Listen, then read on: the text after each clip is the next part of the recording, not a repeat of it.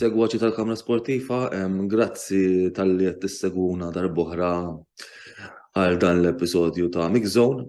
Illum flimkien maġut ħankunu nitkellmu dwar il-fixtures li kellna dal-weekend. Jiena qed nagħmel ix-xandira tiegħi rekordjata waqt li ġud ħajkun qed jitkellem warajja bil-kemmtejn dwar l-analiżi tiegħu tal-partit tissimha Arsenal United li ħajkun live, li ħajkun li għat maħom live. Jiena l-bieraħ kif tafu labu iż-żewġ timijiet tal-Ingilterra li skont ħafna supporters avversarji kien El Xietiko, għatnejt għal-ġud għat-tirferi għalejnek. Żewġ timijiet li qed tinbagħtu ħafna. Aħna tgħid forsi għax m'għandniex players available u forsi għandna l-injuries u forsi mhux qed ejja ngħidu mhux qed nonfqu daqs timijiet oħra għalkemm xorta meta kien hemm bżonn sa ftit ġimgħat ilu rajna li ħadna plejer ieħor fis-suq.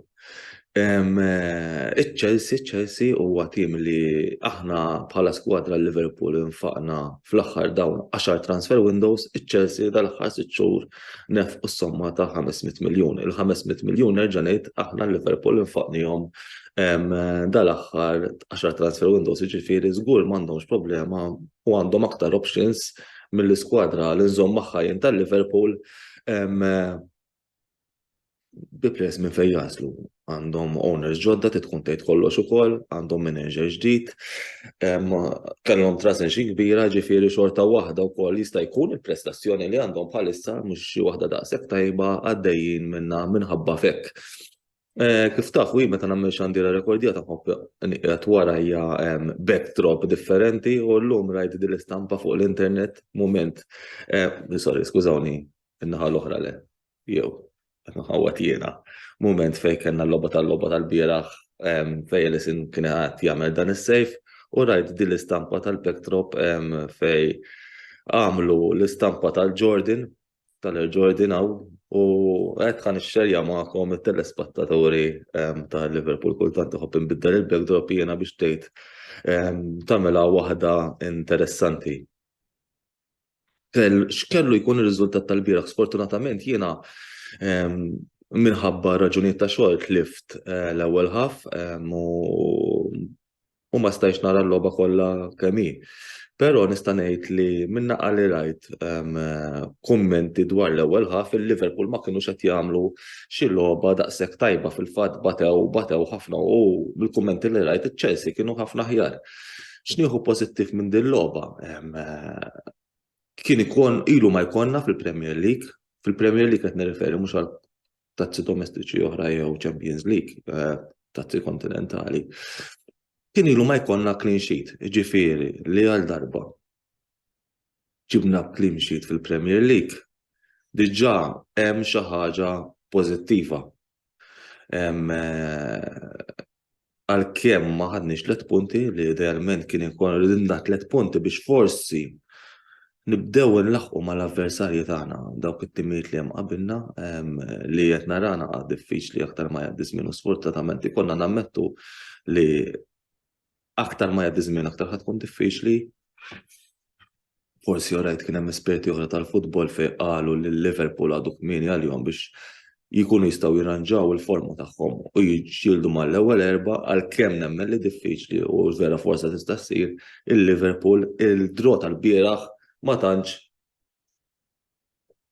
nithom ġifieri issa aktar ma taqabilna jkomplu jerbħu, aktar ħatkun aktar diffiċli għalina biex aħna nagħmluha fiċ-Champions League, ġifieri mhux xi European size li qed ngħid u aktar iż-żmien qed jiġu kontrina ġifieri ejja ngħidu li fadal issa uffiċjalment setax il-logħba tal-Premier League għal Liverpool ġifieri setax il-logħba jistgħu jsiru ħafna affarijiet u jistgħu jiġru ħafna affarijiet oħra lil mhux lilna biss anke avversarji oħra li forsi jiġu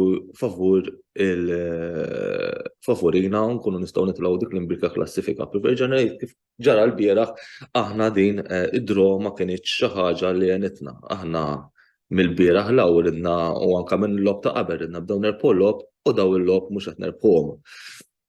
It-tieni rajna wkoll li ħafna tim differenti, tim li ma konniex qed naraw da soltu fil-Premier League u laqqas dal-aħħar snin fil-Premier League. Rejna l-Cody Gakpo li beda, Cody Gakpo li tant jgħaddi bih jiena għadu.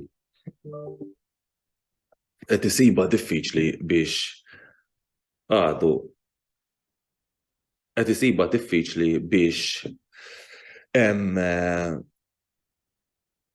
jissetilja fit-tim. Kien fejn ngħidu kollox ukoll ma naqtawlux qalbna u nibdew nerġgħu aħna s-supporters tal-Liverpool stess kultant. Ma nagħtux ċans il dak li jkun. Ġie f'sitwazzjoni naqa' ħażina u ma ġiex f'tim li għandu forma tajba, allura idu nistennew aktar quddiem x'ħajjiġri minn Cody Gakpo. Ukoll rajna li l-bieraħ daħal bħala riserva Darwin Núñez, plejer li tilef xi lob minn ta' qabel xi żewġ logħbiet ilu ma labx, però naraw li meta jidħolu fl-attakk għalkemm ifalli ħafna blan id-differenza quddiem jagħmilha. Jiġifieri l-azzjonijiet joħloqhom. Issa tgħid li l-azzjonijiet huma biżżejjed li qed jiskujjaw ukoll. Nerġa' ngħid li Darwin Núñez huwa wieħed minn dawk il-plejers ġodda li ġie tal-Liverpool ukoll u qed jidra s-sistema tat-tim tal-Liverpool li ħin kollu jinbidel. L-ewwel darba li fil-Premier League rajna il-midfield totalment differenti. Bajcetic, Thiago u Naby Keita l-ewwel darba li labu flimkien fil-Premier League u wkoll rajna l-James Milner kienet sorpriża kbira li beda qabel nibidu għat-tieni logħba konsekuttiva qabel Trent Alexander-Arnold.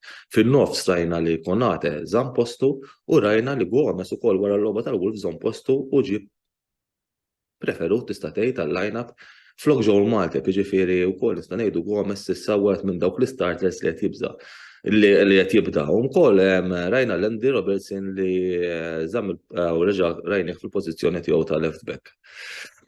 Mill-logħba ta' qabel rajna li Ellison reġa' postu kif qed taraw ukoll fil-backdrop ta' warajja. Rajna li Harvey Elliott ukoll żamm postu wara l-logħba tal-Wolves. Forsi xi ħaġa li ma qbilx daqshekk magħha essaċ fil-bidu tal-logħba li labu on the left meta postu on the right, jiġifieri ma nafx qala Jurgen Klopp tefgħu f'dik il-pożizzjoni maħniex managers u ma nkunux nafu x'qed jiġri waqt it-training. Allura ma nistgħux ngħidu qala ttieħdet dik id-deċiżjoni. Il-forma tal-Liverpool sfortunatament hekk forsi kien hemm improvement żgħir kif qedtilkom fil-bidu ta' qabel meta bdejt nidkom fil-bidu ta' dan l-episodju li kien hemm il-clean sheet u kien hemm forsi affarijiet oħra pożittivi anke n-nofs kien hemm rajna dak in-nofs naqa' kemm aħjar għalkemm bħalissa qed nara waqt li qed nagħmel dan recording għaddejja l-logħba tal-Arsenal għadhom kemm skujjaw l-Arsenal hemm żewġ timijiet nista' ngħid l-Arsenal u l-Manchester United għalkemm qed jitilfu l-Manchester United qed naraw tim aktar organizzat u l-Arsenal qed jilagħbu futbol b'aktar pressing. Żewġ timijiet li qed jagħmlu affarijiet li Liverpool huma neqsin minnhom. Il-United huwa inkredibbli kemm ġew organizzati mill-aħħar ġifieri tibdil li sar fit-tim tagħhom u l-Arsenal jilagħbu futbol sabiħ ukoll dak il-pressing li jiena nimmissja nara fil-Liverpool ġifieri nixtieq li Liverpool jerġgħu jsibu l-forma malajr. Millum għandi kemm qrajt ukoll kumment ta' Thiago Alcantara fejn Thiago Alcantara qal isma' aħna dil-forma jaf qatt taffettwana għax sena l-oħra kważi missejna l-4 tazzi u ħafna minna huma disappuntati bl-outcome li konna spiċċajna bih l-istaġun l-għadda kważi rbaħna u li rrid jgħid li l-aim tagħhom kienet li jerbħu l-erba' tazzi. Kellhom fiduċja kbira li jistgħu jaslu għal u vera rajniha fl-aħħar sal-aħħar ġurnata tal-lig sal-aħħar kwarta tal-lig ta' staġun l-għadda u anke Champions League l-għadda li sfortunatament għalina s-supporters tal-Liverpool ma ħadnihomx u jaf dik affettwathom ukoll. Però jien nistaqsi. Iwa possibbli hemm tara l-United għandhom għax jgħidulek il-nofs tal-Liverpool kibera, jgħidulek Jordan Henderson u Fabinho kibru. Iwa possibbli għarru l-United bi players bħal Christian Eriksen li għadda minn dak kollu. U ukoll mhux midfielder żgħira jmin għandu l-età tiegħu issa wkoll mhux eżempju meta wieħed jara l-midfield tal-Brighton li għandhom midfield tajjeb ħafna għadu żgħir jew il-midfield taċ-Chelsea, eżempju ġabu players ġodda li huma dinamiċi Chelsea, xorta tara dak il-Christian Eriksen fil-ground għandu vision tajba ħafna. Ġifieri jiena ma nafx ħalas players tal-Liverpool bħal Fabinho u Jordan Henderson vera m'għadux jiflaħ id-design minuta, imma il-performance tagħhom naqset wara l-istaġun l-għadda u jista' jkun kif qalt Jakol Kantara waħda mill-affarijiet hi għax mentalment affettwathom ħażin l-outcome tal-istaġun l-għadda. Rajna azzjoni oħra kienu fil-viċin li skujjaw il-United Marcus Rashford huwa player inkredibbli mhux tab xejn fil-bidu tal-istaġun kien hemm il-Barcellona interessati fih u Den Haag għamel deċiżjoni tajba u stikkja Rashford għax huwa l-player deċisiv dal-istaġun jidher Manchester United.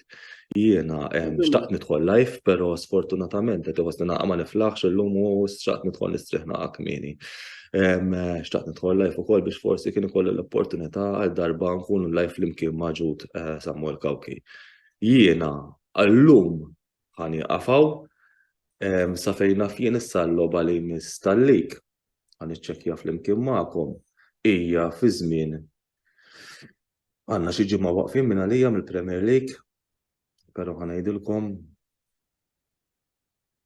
il-logħba li jmiss hija kontra il-Brighton fit-29 Ġanwari, ġifieri qed ngħidu kważi illum għandna 9 tiem oħra, le 7 tiem oħra. 7 tiem oħra għandna l-logħba li jmiss kontra sewwa il-Brighton li hija l-logħba tal-FA Cup. U mbagħad il-ġimgħa ta' wara għandna l-logħba kontra il-Wolves. Il-Wolves fil-lig ġifieri nerġgħu ħaniltaqgħu mal-Brighton li huwa ċans tagħna issa nurruhom li tranġajna mill-aħħar performance li kellna kontrina fejn kienet telfa ħafna devastanti għat-tim li tafatu lura u anke għalina s-supporters tal-Liverpool u għal darb'oħra niltaqgħu mal-Wolves. Ġifieri Wolves kif nafu ġewwa darna taw logħba tajba fir-round tal-FA Cup u nerġa' nsostni li dakinhar il-Liverpool salvhom miraklu għal deċiżjoni li il-preferi ħassru hemm gowl meta fil-verità kien gowl imma insomma llum ħani qafaw ħanaddu għal pawża qasira ta' reklami u wara ħaninsimgħu lil ħabib tagħna Jude Samuel Kawki li huwa supporter kbir tal-United kif kulħadd jaf u ħaddi l-opinjoni tiegħu dwar l-analiżi tal-partitissima bej Arsenal United. Grazzi ħafna u lis-supporters tal-Liverpool ngħidulkom kollha kemm intom you'll never walk alone u ma naqtawx qalba bħal dejjem imma noħdu ġurnata b'ġurnata u li jiġri dis-sena tajjeb għalina s-support noħdu bħala bonus ġifieri jiena għalija li tagħna huwa it-top 4 u li huwa diffiċli ħafna u forsi nerpuxu tazza domestika żgħira jew naslu wkoll fiċ-Champions League.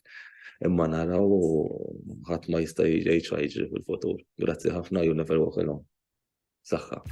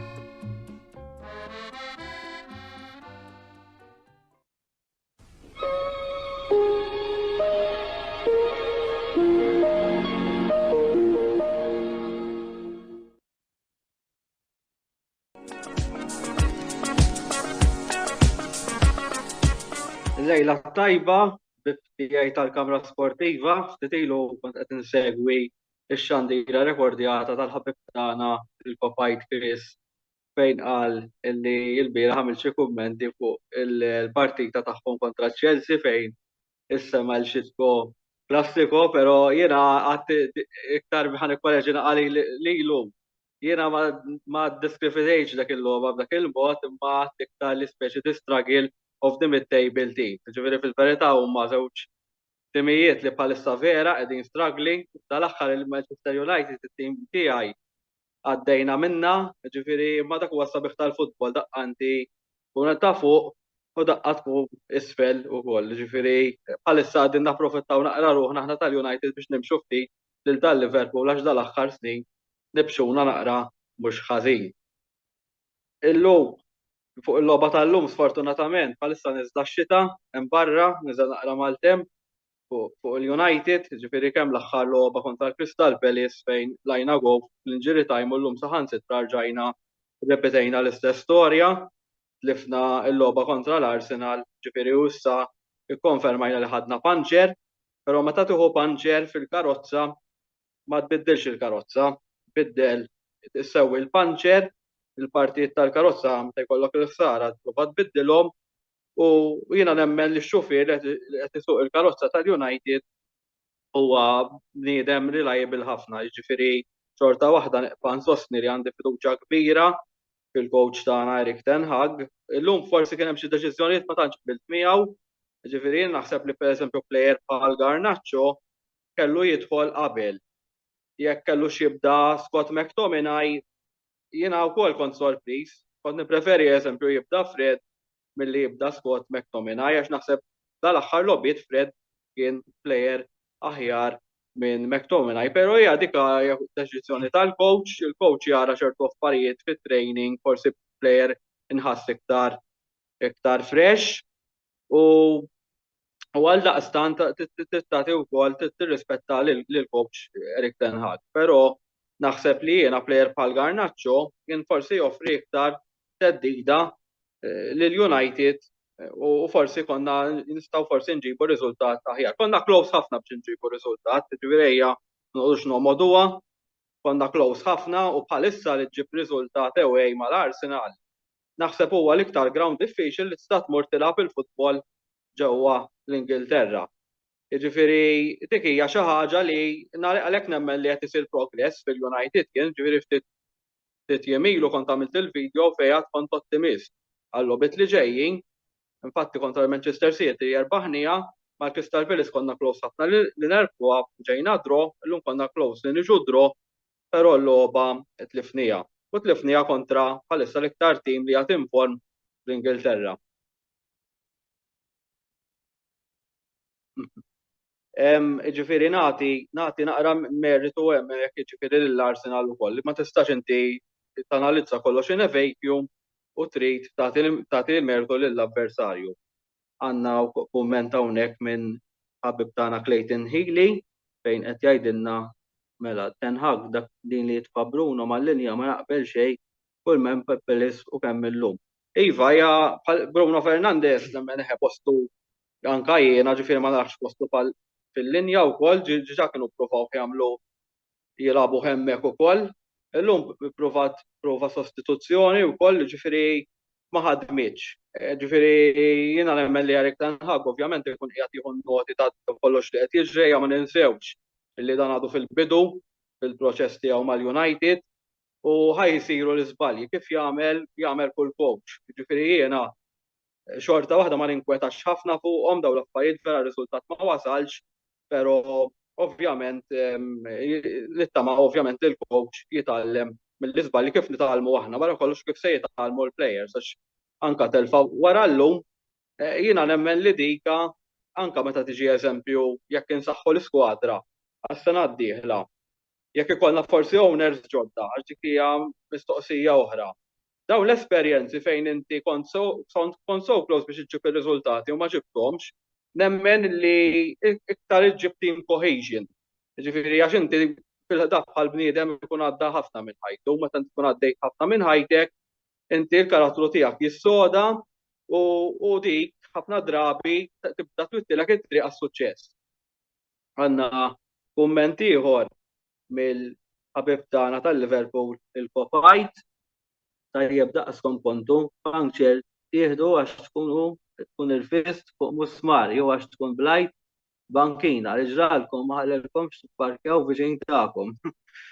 Kumment interessanti, jiena naħseb il-problema bħalissa li għandhom mejn lil Manchester United hija qed naraw li skwadra d-deb tal-iskwadra mhijiex kbira daqshekk, ġifieri tibda tħares lej il-bench. Illum ovvjament ħanibda mill-ewwel kif skurjajna l-ewwel gowl ta' Rashford tibda tgħid iva kont fis-seba' sema, tibda tgħid iva se niċċelenġjaw għalik għax aħna kollha supporters dak il-ħin forsi moħħna jiġri bina u tibda tgħid iva forsi nistgħu naslu jekk inġibu r-rebħallu.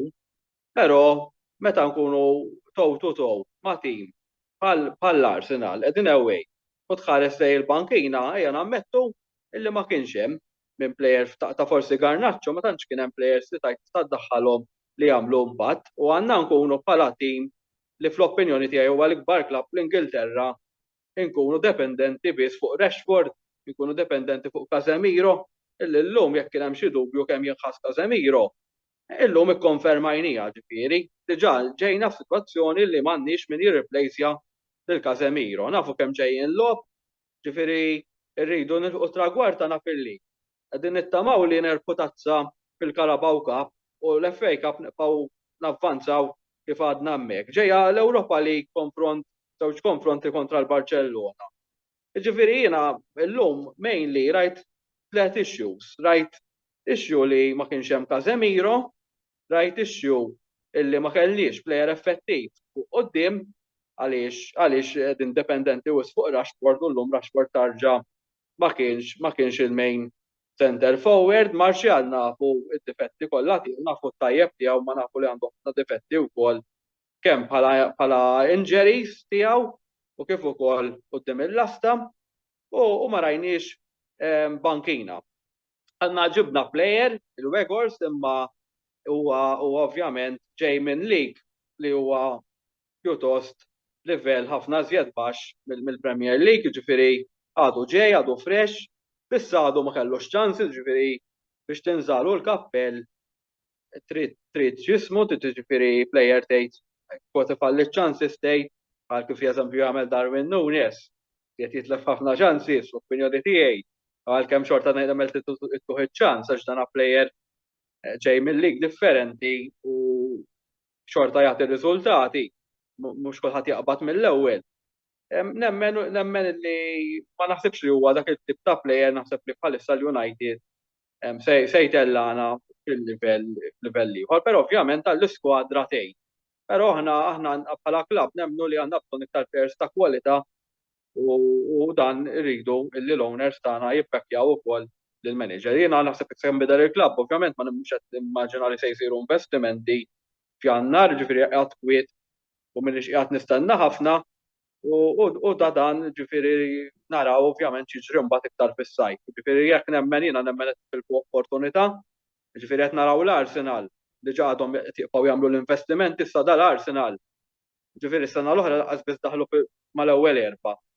Dis-sena ġifieri għandhom ċans għalik u qegħdin ikomplu jinvestu. Ġifieri u kienu naħseb kien l-Arsenal li ma kellhomx ta' l-inġeri naħseb ta' Jesus li huwa key player. Naħseb ma kellhomx injuries u aħna qegħdin naraw bħalissa meta jkollna l-injuries qegħdin imbagħtu. L-importanti li nittu top 4 il-bija li jiġi bonus, iva, bla dubju. Jien nemmen l-importanti nittu top 4, però nemmen li nippretendi li nerfu tazza, ġifieri qegħdin fil-Carabao Cup qegħdin pożizzjoni tajba u Clayton u nippretendi li iva li nerfuha il-Carabao Cup, ġifieri jekk narġgħu nibdew immorru f'dik id-direzzjoni fejn konna taħt Solskjaer li ngħidu we are so close yet so far, ma naħsibx li nistgħu nixtieq narġgħu mmorru f'dik id-direzzjoni mit-timijiet li fadal. Nemmen li għandna nkunu l-aqwa tim vera minn Newcastle, ma tomx il-Newcastle tas-soltu, però se noqogħdu nġibu l-iskusi għalfejn m'għandniex nerfuh trofew. Naħseb hemmhekk tibda l-winning mentality tiġi. Għandna players li dak it-tim rebħu l-World Cup, għandek players bħal Rafael Varane, għandek players bħal Martinez, issa għandek players bħal Rashford li qegħdin jimmaturaw, ġifieri ma nistgħux ġad nibqgħu ngħidu li għandna tim żgħir u daqshekk, ġifieri issa nġibu players disappuntat naqra Bentny ngħidlek il-verità, ġifieri infaqna ħafna flus fuqu, però s'issa dan għadu ma tagħna xejn, ġifieri apparti dawk il-xuttijiet perikolużi mill-Kerlers li ħopjati ma tantx qed nara ħejjat joffri ħafna fil-logħba tiegħu u naħseb illum kellu jaqalgħu qabel Erik ten Hag, imma il-pija ġifieri nħarsu l-qudiem għax nemmen li hemm tim hemmhekk illi rebħu, ġifieri hemm players li jistgħu jkunu ta' influwenza pożittiva lit-tim u nħarsu l-qudiem ukoll. Mela, Weghorst kemm għalawlu ma' gol ta' Rashford, s-saħħa tiegħu ġbet eħe. Le, huwa batti dik waħda mill-strengths tiegħu ġifieri, huwa għandu ħafna defensive work u ovvjament huwa fil-kaxxa anke t-tul tiegħu naħseb li jista' joffri l-United options differenti li bil-strikers bħalissa li għandna m'għandniex. Ġifieri hija huwa plus. Però jekk hux b'dak it-tip ta' players se titla' f'dak il-livell differenti għandek bżonn biex tikkompeti fuq il-trofej kollha ġifieri il-major honors għall-Europa League sena d-dieħla nittamaw li nkunu fiċ-Champions League għandna bżonn bla dubju players iktar ta' kwalità. Il-editur tal-Kamra Sportiva Storabela qalilna xi tgħidli fuq il-logħba li kellu Martinez ta' wara. Taħseb li għandu jkun titolari fid-difiża ta' United. Jiena Martinez impressjonat ħafna ġifieri għall-ewwel fil-bidu kif bħalma semma Carragher kelli naqra dubju minħabba t-tul tiegħu nammetti ġifieri qatt naħseb se jiġi bullied fil-Premier League, però ta' forsi l-ewwel ġiex logħbiet, anzi ngħid forsi t-tieni logħba l-iktar li ħareġ ċar kontra l-Brentford li he was a bit bullied speċjalment fl-arja. Jien dak kien revoluzzjoni tal-plejer, il-mentalità tiegħu hija elite.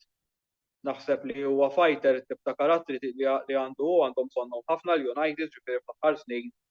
Naħseb li waħda mid-difetti li kellu t-tim li ma kellux character kellna nice footballers, nice players, però kif kellhom naħseb ħafna l-Arsenal fis-snin meta konna niddominawhom fi żmien Ferguson. Ġifieri naħseb li kellhom ħafna players li huma nice footballers on the eye ma kellhomx qishom dik il-kattiverja. Jena nemmen li Martinez għandu dik il-kattiverja u l-United għandhom bżonn iktar players kattivi, iktar kattivi fil-pitch, iktar kattivi meta jiġu għaċ-chances u jieħduhom, iktar kattivi lesti jagħti kollox għat-tim, ġifieri dik il-mentalità fejn inti ma taħfirx. Ġifieri kont nara ħafna dik il-mentalità meta kienu eżempju Chelsea taħt Mourinho jien, kont naraw wkoll taħt Liverpool fi żmien Klopp meta rebħu Champions League. Meta ħadu l-lig, rajni għal Manchester City, l-Inter fi żmien Mourinho wkoll kien tim kattiv ħafna. Ġifieri tim li jerbaħ l-onuri ma jistax ikun too nice. Ġifieri jkollok footballers tajbin biss kif għandhom il-United. Il-United nemmen li fuq on paper għandna tim tajjeb ħafna, l-ewwel 11, però għandna bżonn iktar players kattivi wkoll. Mela Joseph Rijat jgħidilna l-bankina tal-United hija fqira ma tistax tikkompeti fuq 4 fronti bil-11 il-plejer. Naħseb Garnacho seta' daħal aktar kmieni. Iva, jiena kont sorpriż infatti għax qisu fl-istess ħin inti meta plejer bħal Garnacho hija tħallih fil-bankina u daħħal il-Fred bażikament. Ħarġajna morna first of all ġifieri fil-Memorial Koroħ fejn konna nilagħbu bil-Fred u McTominay fil-midfield u dejjem nafu kienet fisser dik. Ħafna drabi tilha pa' xejn b'xejn tittama bil-kontrattak, però konna naraw ħafna faqar talu. Ħafna drabi ġieli ħadmet u ġieli rbaħna lil Manchester City, però jiena isni ħassejt li isma' qed ngħidu lill-Arsenal ejjew għalina. Ġifieri daw qegħdin home, il-Garnacho ma daħħalniex daħħalna l-Fred u speċjalment u meta tqis l-Arsenal li qegħdin da tim sejjer għalli. Għandhom entużjażmu, għandhom is-supporters naħseb tal-Arsenal kienu mhux mejtin biex ipattu ilna tal-aħħar snin illi kemm konna rbaħnilhom drabi l-United, ġifieri bil-forsi jiena supporter tal-Arsenal l-istess. Ġifieri kienu qegħdin home u daħħalna l-Fred u issa qegħdin nistidnuhom jiġu għalina fejn ma konna threatening xejn.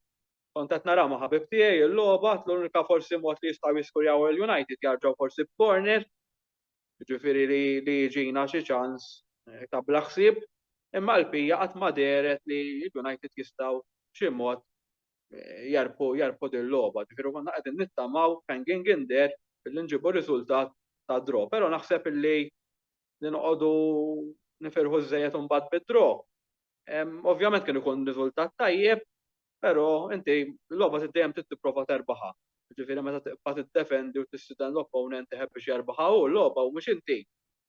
Dak huwa difett, u speċjalment meta tqisda mhux qed niddefendu aħna il-klassifika, ġifieri l-Arsenal issa ġew 11 punt fuqna.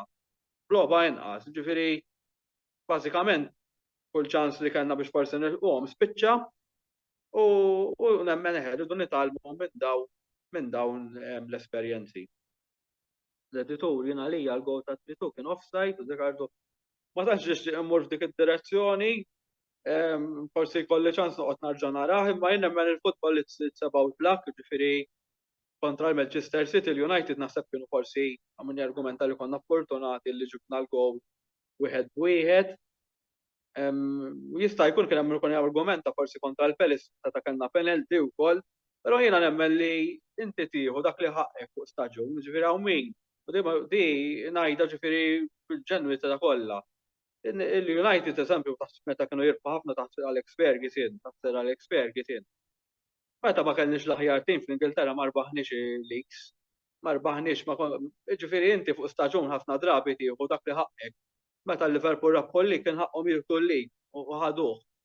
Meta l-Manchester City kien ħaqhom jieħdu l-lig ħaduh, ġifieri u Chelsea u l-Arsenal u jien nemmen li inti fuq staġun tieħu deċiżjonijiet jiġu favorik u tieħu deċiżjonijiet li jiġu kontrik. Issa jekk tkun bias u toqgħod issemmi ċertu deċiżjonijiet biss biex toqgħod tgħid għax dak it-tim jiffavorih ħafna referees u vice versa. Naħseb hemmhekk inkunu qegħdin inkunu maturi. U jiena naħseb illi kien hemm mument il-United ħadu deċiżjonijiet favorihom u kien hemm deċiżjonijiet li stajna ħadnihom u ma ħadnihomx. Ġifieri imma m'iniex qed bla ebda dubju m'iniex qiegħed hemm speċi ta' nġib l-iskużi u xorta jiena nagħti l-mertu tal-progress bħalissa li qed isir fit-tim tal-United. Xtaqna ħadna 3 punti, jew saħansitra punti llum, però ma rnexxilniex. Xorta waħda ħankun qiegħed looking forward biex nara s-semifinali kontra l-Nottingham Forest biex tattellana fil-finali. Ħankun looking forward biex nara l-lob li ġejjin kontra l-FA Cup u looking forward ħafna għat-taj fl-Ewropa kontra l-Barcellona. L-ewwel darba qed nagħmel id-debut tiegħi live hawnhekk idealment xtaqt li nagħmlu waqt rebħa konna nkunu iktar allegrużi, però m'iniex imdejjaq jew disappuntat. Ġifieri kont naf li llum logħba jibsa ħafna kontra l-Arsenal l-ewwel u nemmen li tajnihom logħba tajba. Logħba tajba ħafna li ftit tagħhom mill-Arsenal ġewwa l-Emirates din is-sena u dak timlini b'kuraġġ illi l-United bl-aħjar investimenti u b'dawn l-esperjenzi li qegħdin inġibu se nerġgħu nkunu dalwaqt li t-tim li jiċċellenġja timijiet bħas-City bħall-Arsenal għall-Premier League. Undu timijiet oħra naraw ovvjament kif jiżviluppaw għax jiena ma narmi lil ħadd laqas lil Liverpool ġast ġif naqbad naqra magħhom kultant nuża ċertu kummenti ma' rispett ikun reċiproku lejn it-timijiet kollha li għandhom storja wkoll, ġifieri bħalma għandhom il-United. Se nkun qed nagħlaq hawnhekk din ix-xandira live, ġifieri jalla jkollna aktar xandiriet live u jalla jkollna rebħ mhux telfit għala partitarji dik hija xi ħaġa li dejjem tittama meta tkun sejjer live billi tajt ikolli iktar x'nitbissem milli x'noqgħod maqdar jew hekk milli ma tantx maqdar, ġifieri ġast l-issue ta' recap tal-iskwadra biss. Nemmen li tkun hemm iktar investiment u mhux dipendenza żejda fuq players, però l-bqija jiena kuntent ħafna bil-progress li qed jagħmel it-tim tal-Manchester United u għandi fiduċja assoluta fix-xufier tagħna Erik ten Hag. U aktar ma jinbeħ il-klabb malaj iktar inkun tarġa' aktar ottimist. Kif qed jgħidilna ħal-ħabib tagħna Joseph fil-kummenti. Se nagħlaq din ix-xandira live billi nirringrazzjakom kollha talli segwejtu dan il-programm. Nirringrazzja wkoll lill-sponsors ta' dan il-programm The Barber Room. U dan il-programm ħajkun dalwaqt ukoll fuq il-YouTube. Il-programm ukoll li jmiss ukoll se jixxandar għada fil-11 fejn Mark Xkembri ser ikollimna fuq il-partita Juventus kontra Atalanta fejn se tkun xandira rrekordjata u mbagħad se jkollna wkoll il-pjaċir illi nisimgħu ukoll l-editur tal-Kamra Sportiva Sur Antonello Abela li se jkellimna ħajkun live u se jkellimna fuq il-partita Inter kontra Empoli. Jiena nsellmilkom, nirringrazzjakom li raġajtu segwejtu din il-xandira live u glory Manchester United. Ejja ma naqtawx qalbna dawn id-disfatti huma normali u ejja ma naqrawx wisq fuq is-sitwazzjoni. Glory Manchester United.